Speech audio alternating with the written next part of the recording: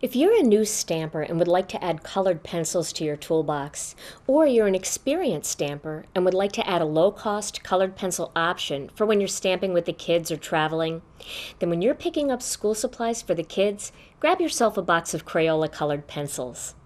Now, these colored pencils may not replace the artist-grade pencils that many advanced stampers enjoy, but they are a perfect option for the new or budget-conscious stamper who would rather add more stamps to their collection instead. Today on Stamp TV, I'm going to show you the nice results you can get with a box of inexpensive colored pencils, gamsol, and our high-quality blending stumps. Let me show you the tools and products you're going to need to do this technique. First, you're going to need some colored pencils, and I chose this box of 24 colored pencils. I found them for just around $3, and they've got a nice assortment of colors. Then, you're going to need a Memento Tuxedo Black ink pad. You can also use a StazOn black ink pad if you have that instead. You're going to need some of our high-quality blending stumps. And the way these come, they come in a 6-pack, and you have 3 of the larger ones and 3 of the smaller ones. Then you're going to need some good high-quality cardstock, and for today's project, I'm using the Gina Designs Pure Luxury Ivory Heavy Base Weight cardstock. Then I've chosen one of the stamps from the new Falling For You Stamp TV kit, and it's this row of pumpkins.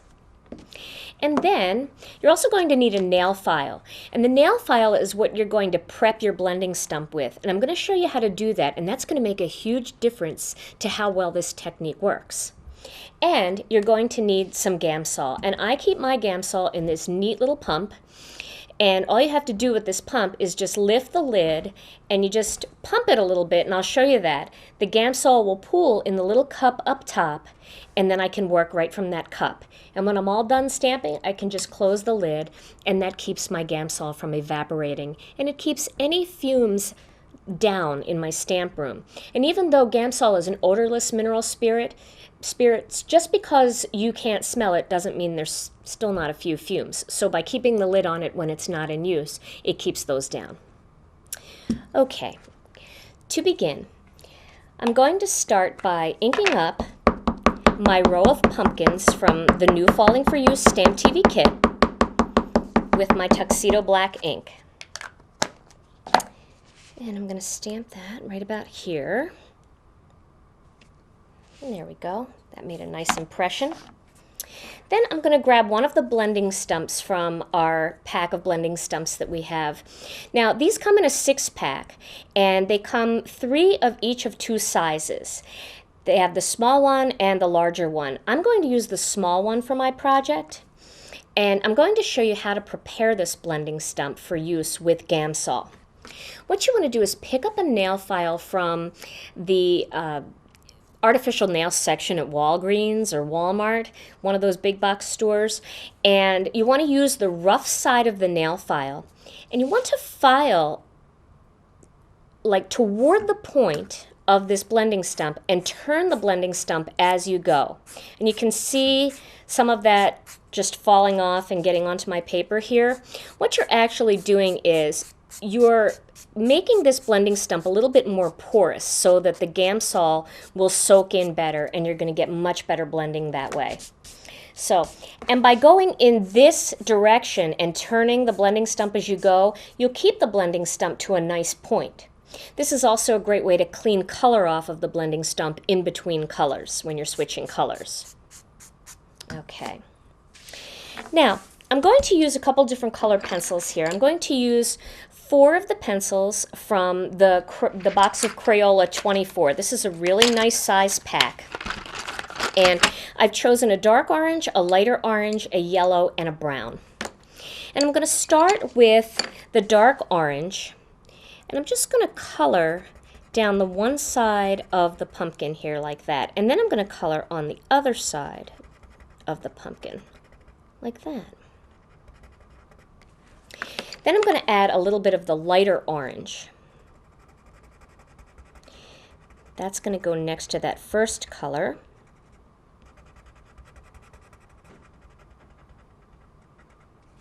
And then I'm going to add just a little bit of yellow in there. And for the brown, I'm just going to touch along the outside here, just a little bit of brown over there, just to darken the one side. And I would do that to all of the pumpkins. Then I'm going to color a little bit of the leaf and that little top there. A couple of these little leaves down here, like that. Okay. Now, for those of you who haven't seen how I use my gamsol, I use one of these nifty little pumps. And what you do is you just pump the cap, and the gamsol comes up into the cup up top, and it sits there, and it allows you to work right from the cap. And then when you're all done working with it, you can just close the lid, and that will keep your gamsol from evaporating. Now, this is not made for travel, but it certainly keeps your gamsol right on your desktop and ready to use whenever you want to use it. And you'll also notice that I am really wetting my blending stump. You want to make sure that the blending stump gets nice and saturated. Don't just dip it in and try to go. It won't break down the wax in the pencil very well that way. Okay, so starting with that one side, I'm going to start breaking down the color with the gamsol of the orange and work that into the lighter orange and into the yellow. I'm going to do the same thing with the other side. I'm just going to turn it around here. You can see how that's all blending together, those colors. And I'm just going to leave that little bit of shine in the center there like that. And you can go back over it as many times as you want, because each time you re-wet your blending stump and then go back over the color, it'll melt the wax again and you can move it around some more. Then I'm going to dip my blending stump back in the gamsol again and work on the leaf here. And just using a circular motion, I'm going to blend that color, and then I'm just going to take a little bit onto the vine here. Again down here, just blending that color out, thinning it out a little bit.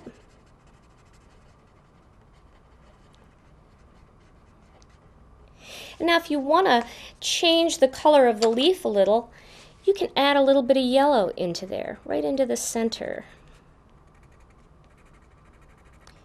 And you'll be able to see the yellow a little bit better if you go to Stamp TV's website and you look at the photographs that are with the video. You'll be able to see a little bit more of that yellow coming through. So it might be a little hard to pick it up on the camera, but you can see that glows a little bit more right there on the leaf. And then you would just do all of your pumpkins and all of the leaves the same way. Here in my finished card project, what I've done is I've colored all of the pumpkins using this technique, and then I've cut it out with some of the oval nestabilities. These are the mega ovals, the real long, thin ones. And then I used one of the grommet tags, and I stamped the greeting "From Our Patch," and that is also from the Falling For You Stamp TV kit.